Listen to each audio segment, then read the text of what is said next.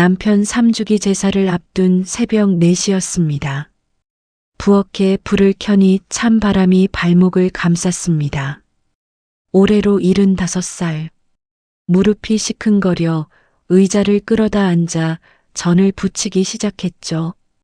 기름 냄새가 코를 찔렀고 튀는 기름방울에 손등이 따가웠습니다.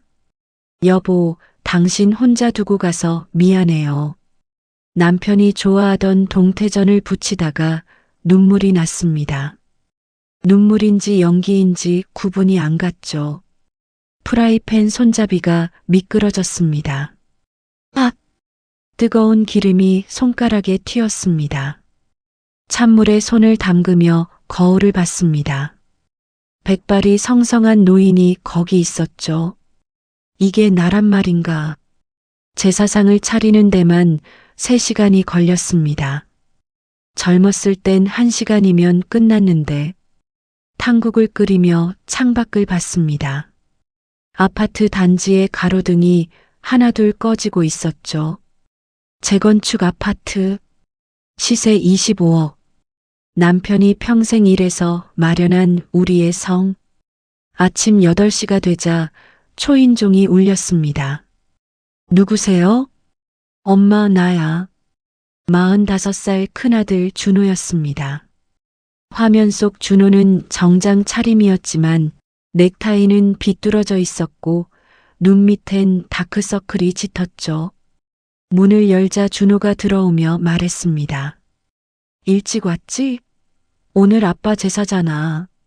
작년엔 1시간 늦게 와서 절만 하고 갔는데 올해는 뭔가 달랐습니다.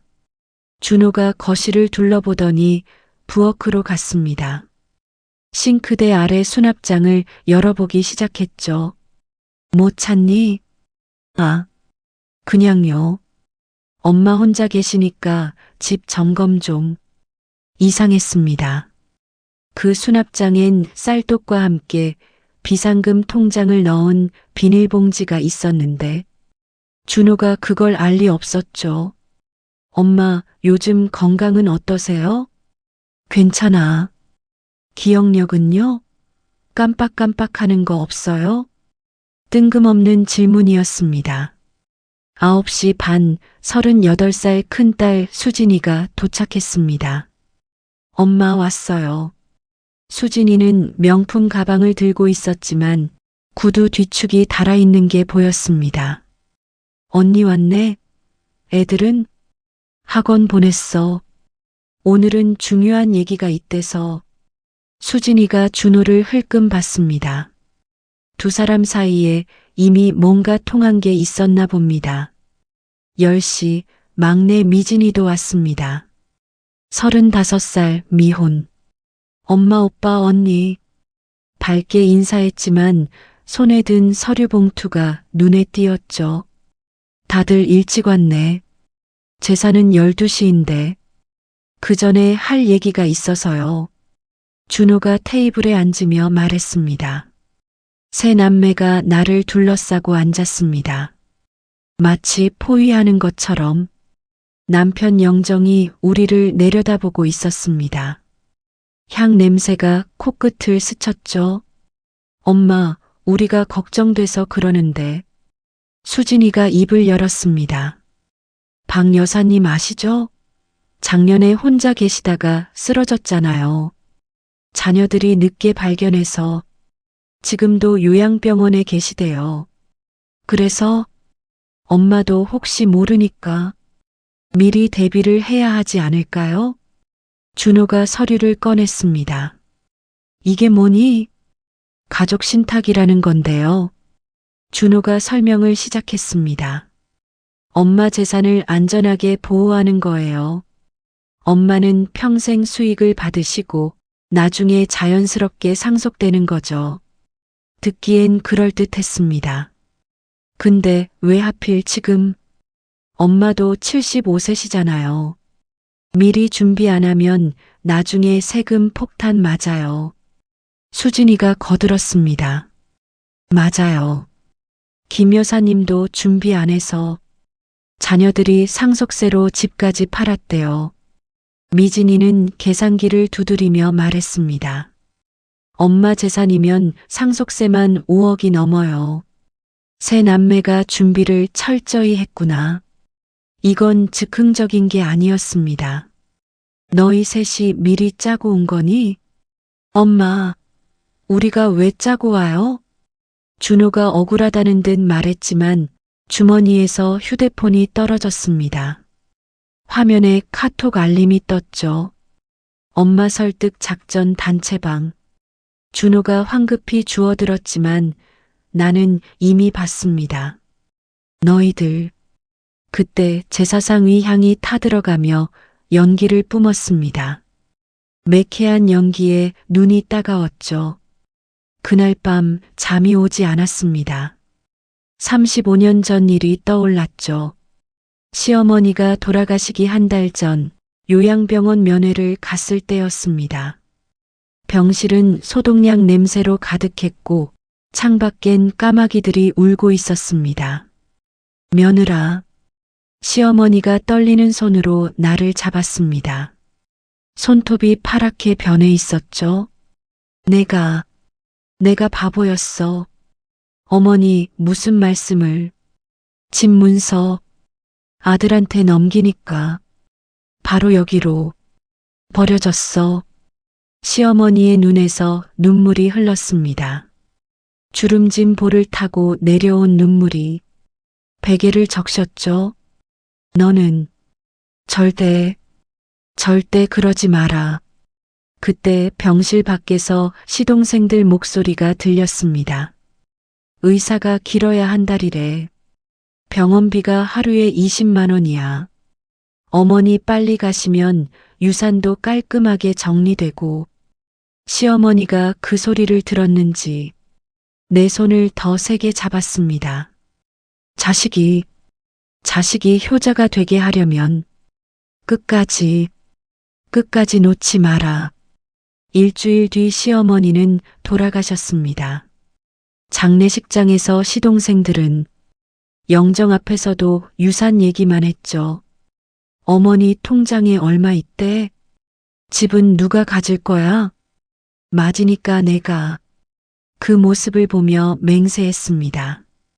절대 그렇게 되지 않겠다고. 책장 깊은 곳에서 남편의 일기장을 꺼냈습니다.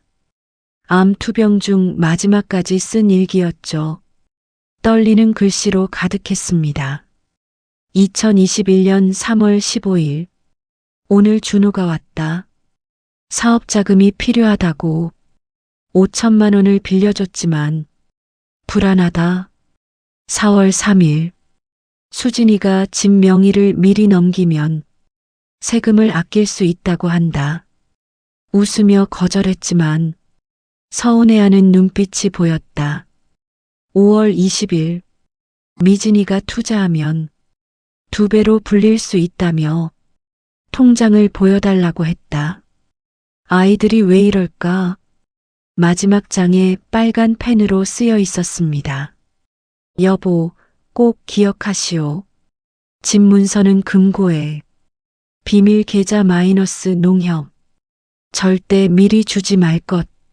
특히 준호 조심 도박빚 있음. 도박빚? 내가 모르는 준호의 비밀이었습니다. 남편은 알고 있었던 거군요. 그래서 내 명의로만 재산을 정리했구나. 다음 날 준호가 또 왔습니다. 이번엔 아내와 함께였죠. 어머니, 안녕하세요.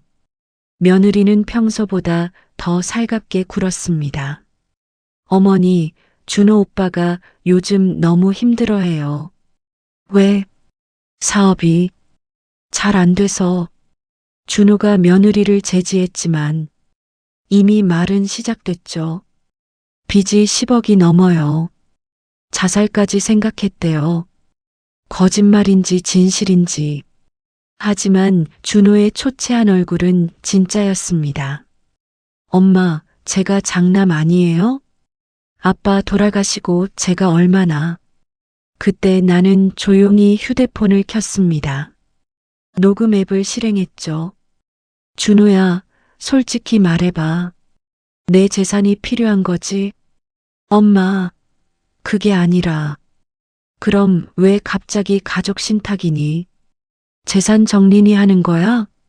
준호와 며느리가 눈빛을 교환했습니다. 어머니, 정말 어머니를 위한 거예요. 며느리가 눈물까지 글썽였습니다. 그래, 그럼 이것도 날 위한 거니? 내가 휴대폰을 들어보였습니다. 동네 부동산 카페 화면이었죠. 아파트 급매물, 소유주 고령으로 인한 급처분, 주소는 우리 집, 등록자는 준이었습니다. 그날 오후 수진이와 미진이가 찾아왔습니다. 엄마, 오빠 왔다 갔죠? 수진이의 표정이 심상치 않았습니다. 응? 뭐라고 했어요? 왜? 미진이가 끼어들었습니다. 엄마, 오빠한테 속으면 안 돼요. 오빠 도박 빚 아세요? 역시 알고 있었군요. 너희는 다르니? 수진이가 서류를 꺼냈습니다. 우리는 오빠와 달라요. 이건 정식 법무법인에서 만든 서류예요. 부동산 관리 위임장. 엄마가 편하시게. 저희가 관리만 해드리는 거예요. 거짓말. 관리가 아니라 처분 권한까지 있는 서류였습니다. 너희 남편들 사업은 잘 되니? 수진이가 움찔했습니다. 왜요? 순자 씨가 그러던데 수진이 남편 회사가 부도 났다며? 수진이의 얼굴이 빨개졌습니다. 그리고 미진아, 너 비트코인으로 전 재산 날렸다며? 미진이도 고개를 숙였습니다. 그래서 엄마 재산이 필요한 거구나. 자매는 아무 말도 하지 못했습니다. 나가. 다시는 오지 마. 엄마, 나가라고 했어. 일주일 뒤 낯선 사람이 찾아왔습니다. 어머님, 안녕하세요. 노인 건강 상담사입니다. 전 상담 안 받아요. 아드님이 신청하셔서. 준호였구나. 그는 이상한 검사를 시작했습니다. 오늘이 며칠이죠? 3월 15일이요. 여기가 어디죠? 우리 집이잖아요. 100에서 7을 빼면 93이요. 검사지를 들여다보니 치매 선별 검사라고 적혀 있었습니다. 당장 나가요. 어머님, 흥분하시면. 나가라고요. 그를 내쫓고 준호에게 전화했습니다. 엄마를 치매 환자로 만들려고? 엄마, 그게 아니라 정말 걱정돼서. 다시 한번 이런 짓 하면 너 고소할 거야. 전화를 끊고 변호사를 검색했습니다. 노인 재산 보호 전문. 다음 날 수진이가 와서 말했습니다. 엄마, 정기 검진 받으러 가요. 난 다음 달에 예약돼 있어. 그래도 미리 받으면 좋잖아요. 택시 불렀어요. 수진이를 따라갔더니 신경정신과였습니다. 왜 여기야?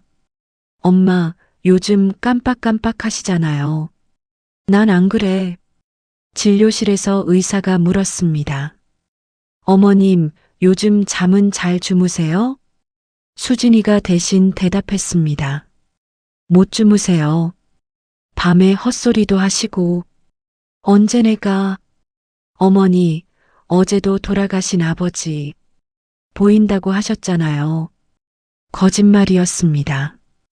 의사 선생님, 제 말 좀 들어보세요. 딸이 거짓말을. 어머님, 진정하세요. 흥분은 증상을 악화시켜요.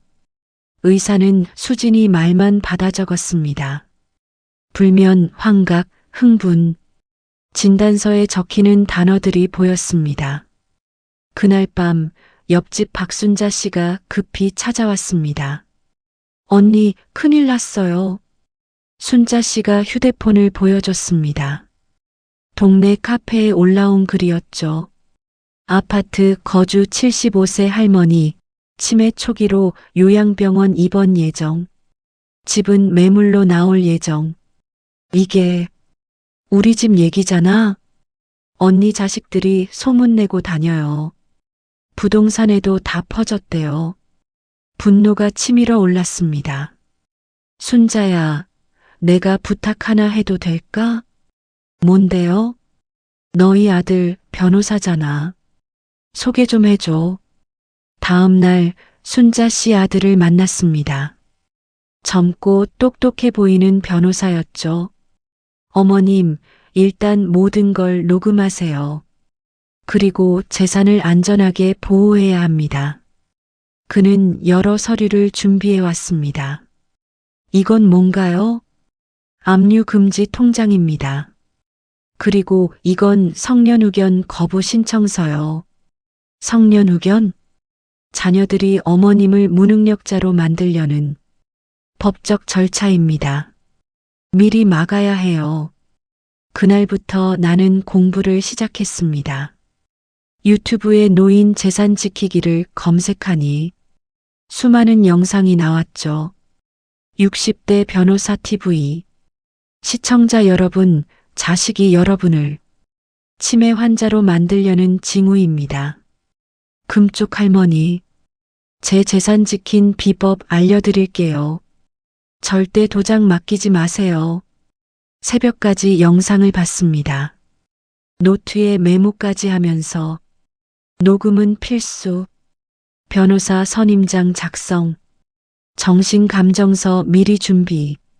신뢰할 수 있는 제3자 확보. 일주일 만에 20개 영상을 봤습니다. 댓글도 달았죠. 75살 할머니입니다.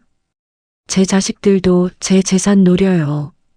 어떻게 해야 하나요? 답글이 수십 개 달렸습니다. 언니 힘내세요. 저도 당했어요. 포기하지 마세요. 노인회관 법률 상담 받아보세요. 나는 혼자가 아니었습니다. 어느 날 새벽 3시 현관 비밀번호 누르는 소리에 잠이 깼습니다. 삐삐삐. 틀린 번호. 다시 시도하는 소리. 삐비빅. 맞았습니다. 발소리가 거실로 향했습니다. 나는 숨을 죽이고 휴대폰을 켰습니다. 녹음과 함께 동영상도 켰죠. 거실에서 서랍 여는 소리가 들렸습니다. 바스락거리는 서류 소리도. 살며시 방문을 열고 나갔습니다. 준호였습니다. 손전등을 켜고 뭔가를 찾고 있었죠. 뭐하니? 엄마. 준호가 깜짝 놀라 손전등을 떨어뜨렸습니다. 새벽에 남의 집에 무단 침입이니? 엄마 집이 무슨 남의 집이에요. 내 집이지, 내 집이 아니야. 준호 손에 들린 서류가 보였습니다. 등기부등본과 인감증명서였죠. 그거 놓고 나가. 엄마, 안 나가면 경찰 부를 거야. 다음 날 세 남매가 모두 모였습니다. 마치 작전 회의라도 하듯이. 엄마, 우리가 할 얘기가 있어요. 준호가 대표로 말했습니다. 엄마가 요즘 이상해지셨어요. 새벽에 헛소리도 하시고. 언제 내가? 수진이가 거들었습니다. 엄마 어제 저한테 전화해서 죽은 아빠 봤다고 했잖아요. 거짓말이었습니다. 미진이도 가세했습니다. 엄마 병원 가서 검사 받아요. 우리가 다 같이 모시고 갈게요. 세 남매가 나를 둘러쌌습니다. 싫어. 난 멀쩡해.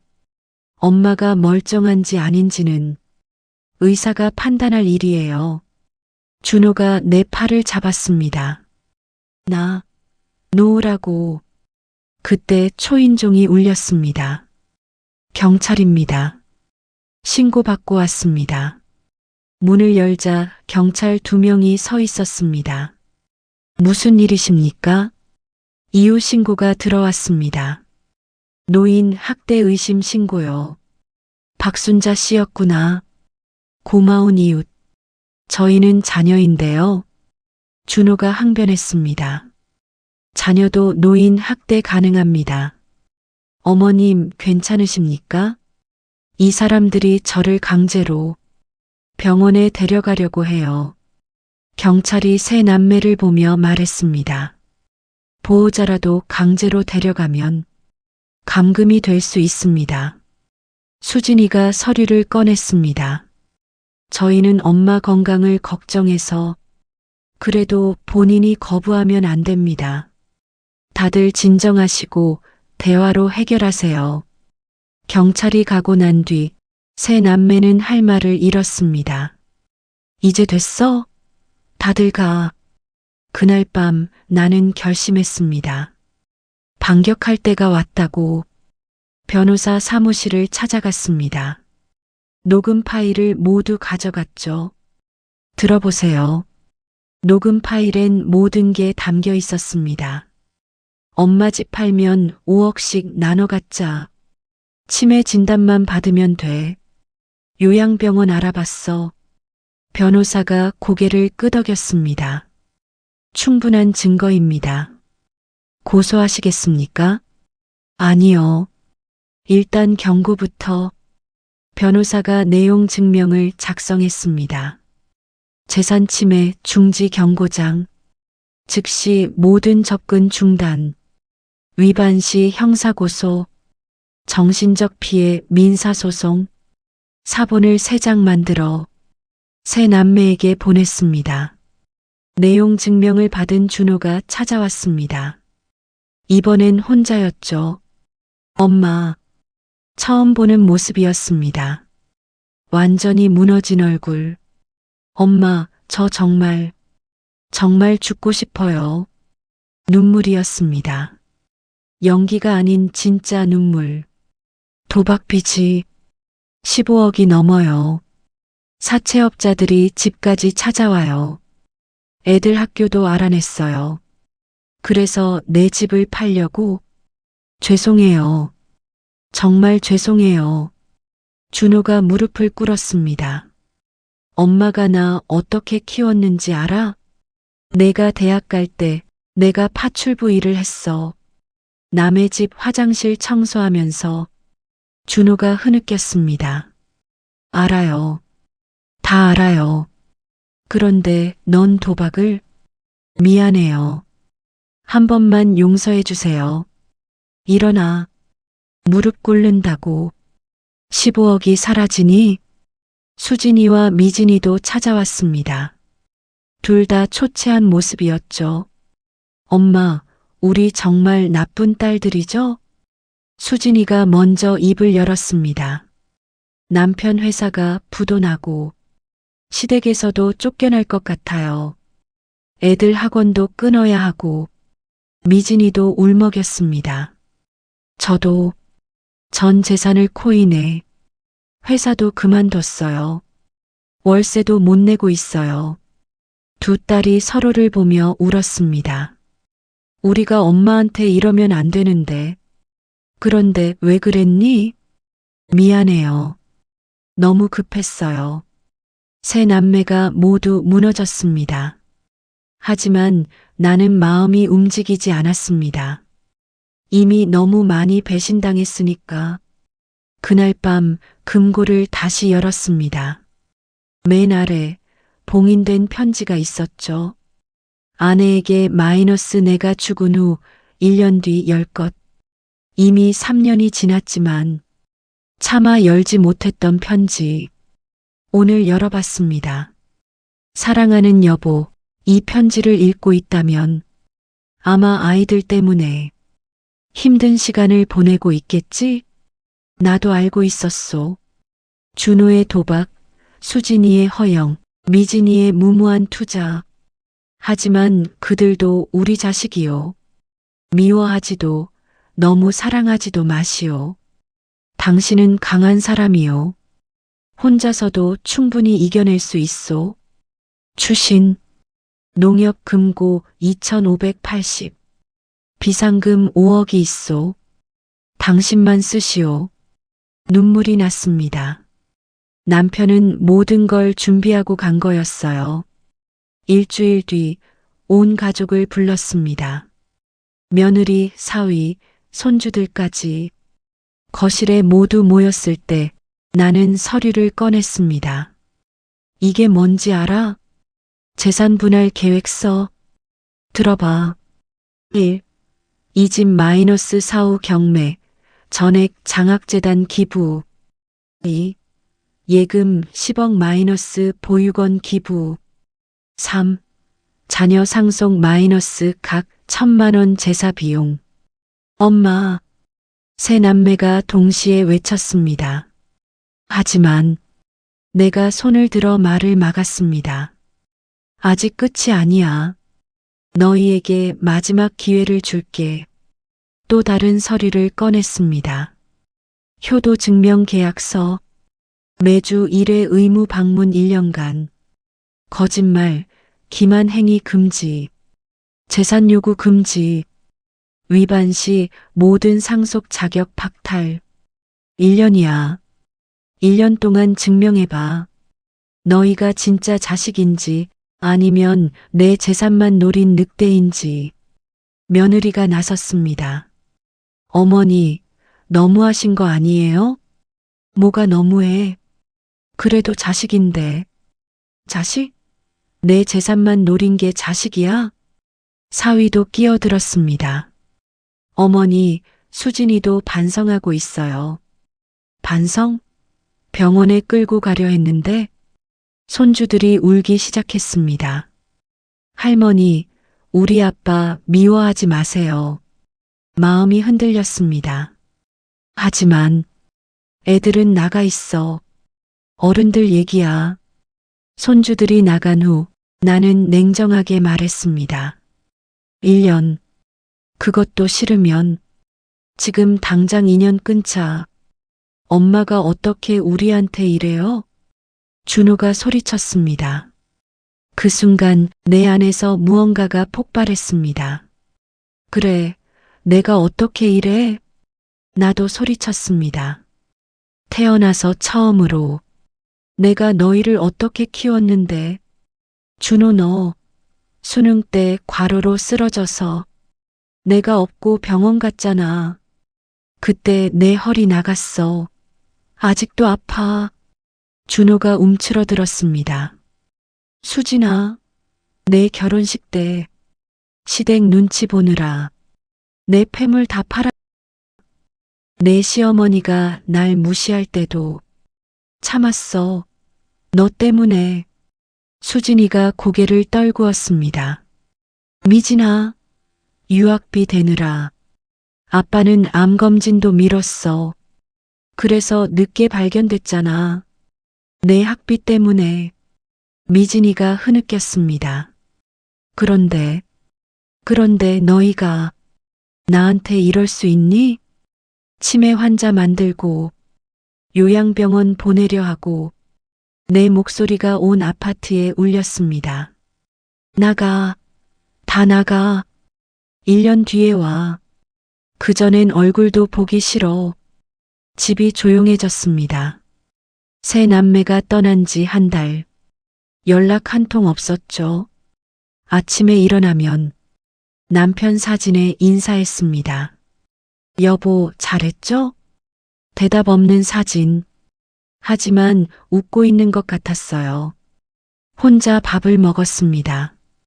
혼자 TV를 봤습니다. 혼자 잠들었습니다. 외로웠을까요? 아니요. 자유로웠습니다. 어느 날 박순자 씨가 제안했습니다. 언니, 문화센터 다녀요. 문화센터? 네, 그림도 배우고 친구도 만들고. 처음엔 망설였지만 결국 등록했습니다. 실버 미술반. 첫 수업날 똑같은 처지의 할머니들이 많았습니다. 저도 자식들이 재산 노려서. 저도요. 아들이 사업 망했다고. 다들 비슷하네요. 우리는 금세 친구가 됐습니다. 그림을 그리며 수다를 떨고 커피를 마시며 웃었습니다. 우리가 불쌍한 게 아니라 애들이 불쌍한 거예요. 맞아요. 부모 등쳐먹고 살려니 다들 씩씩했습니다. 3개월째 되던 날, 편지 한 통이 왔습니다. 엄마, 정말 죄송합니다. 그동안 많이 반성했어요. 도박도 끊었고, 새 직장도 구했어요. 엄마가 옳았어요. 제가 짐승이었어요. 엄마 재산만 생각했으니 1년 뒤에 떳떳하게 찾아뵐게요. 아들이 아니라 한 인간으로서 마이너스 준호. 편지를 읽고 또 읽었습니다. 진심일까? 또 연기일까? 생일날 현관 앞에 뭔가 놓여 있었습니다. 화분 2개. 수진이와 미진이가 보낸 것. 엄마, 76번째 생일 축하해요. 직접 찾아뵙지 못해 죄송해요. 약속 지키고 있어요. 수진, 미진. 화분엔 카네이션이 피어 있었습니다. 붉은색과 분홍색. 거실에 놓고 한참 봤습니다. 예쁘더군요. 자식들처럼 미웠다가도 예쁜. 드디어 1년이 됐습니다. 약속한 날, 새 남매가 찾아왔습니다. 많이 변해 있었습니다. 준호는 살이 빠졌지만 눈빛이 맑아졌고 수진이는 수수해졌지만 편안해 보였고 미진이는 성숙해 보였습니다. 엄마, 앉아. 차를 내왔습니다. 아무도 말하지 않았죠. 한참 후 준호가 입을 열었습니다. 엄마, 1년 동안 정말 많이 생각했어요. 그래, 엄마가 계셨기에 제가 있었다는 걸 너무 늦게 알았어요. 수진이도 말했습니다. 엄마 없는 1년이 지옥 같았어요. 돈 때문이 아니라 엄마가 보고 싶어서. 미진이는 그냥 울었습니다. 너희 정말 달라졌니? 새 남매가 고개를 끄덕였습니다. 증거를 보여줘. 준호가 서류를 꺼냈습니다. 뭐니? 도박 치료 확인서요. 1년간 끊었어요. 수진이도 꺼냈습니다. 직장 재직 증명서요. 다시 일 시작했어요. 미진이도 저축 통장이에요. 조금씩 모으고 있어요. 새 남매가 변했구나. 정말로. 그래. 내가 서류를 꺼냈습니다. 이게 뭔지 알지? 재산 분할 계획서. 1년 전 그것. 그리고 찢었습니다. 엄마. 하지만 기억해. 재산은 내가 죽을 때까지 내 거야. 너희가 효도하면 그때 다시 생각해 볼게. 준호가 물었습니다. 엄마, 우리 다시 가족 맞죠? 가족? 글쎄. 잠시 침묵. 가족은 원래부터였어. 다만 너희가 잊었을 뿐. 수진이가 내 손을 잡았습니다. 엄마, 정말 미안했어요. 미안은 행동으로 보여줘. 미진이가 웃으며 말했습니다. 엄마, 오늘 저녁 제가 할게요. 너 요리할 줄 아니? 1년 동안 배웠어요. 오랜만에 웃음이 났습니다. 그날 저녁, 5개의 의자가 모두 채워졌습니다. 비록 한 자리는 사진이지만 미진이가 만든 된장찌개는 좀 짰지만 먹을만했고 수진이가 가져온 김치는 맛있었고 준호가 산 과일은 신선했습니다. 식사 후 나는 말했습니다. 앞으로의 규칙이야. 매주 일요일 가족 식사. 거짓말 절대 금지. 재산 얘기 절대 금지. 서로 존중하기. 네, 엄마. 그리고 하나 더. 내가 봉투를 꺼냈습니다. 이게 뭐예요? 생활비야. 너희가 어렵다니까. 매달 조금씩 도와줄게. 새 남매가 놀라서 나를 봤습니다. 단 조건이 있어. 성실하게 살 것. 그리고 그리고 엄마를 엄마로 대할 것, 돈줄로 보지 말고 준호가 울었습니다. 엄마, 고마워요. 나도 울었습니다. 1년 만의 눈물. 지금으로부터 6개월 후 나는 77살이 됐습니다. 여전히 이 집에 살고 여전히 내 재산을 지키고 여전히 당당하게 삽니다. 새 남매는 약속을 지킵니다. 매주 일요일마다 모이죠. 완벽하진 않습니다.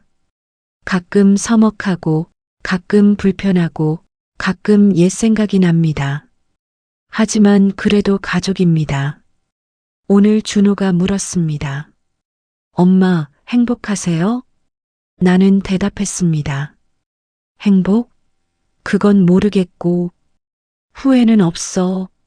창밖을 봤습니다. 해가 지고 있었죠. 남편 사진을 봤습니다. 여보, 나 잘했죠?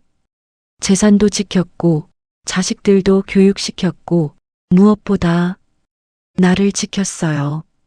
사진 속 남편이 웃는 것 같았습니다. 일기장을 꺼내 썼습니다. 77세. 재산을 노린 건 내 자식들이었다. 하지만 그들도 결국 내 자식이었다. 용서했을까? 아직은 모르겠다. 하지만 확실한 건 살아있는 동안 내 인생의 주인은 나라는 것. 그것만으로도 충분하다. 펜을 놓고 창밖을 봤습니다. 저녁 노을이 아름답게 물들어 있었습니다. 혼자 보기엔 아까운 풍경. 애들아, 이리 와봐. 노을이 예쁘다. 새 남매가 다가왔습니다. 우리는 나란히 서서 노을을 봤습니다. 이것이 우리 가족의 모습. 완벽하지 않지만 계속 가는 것.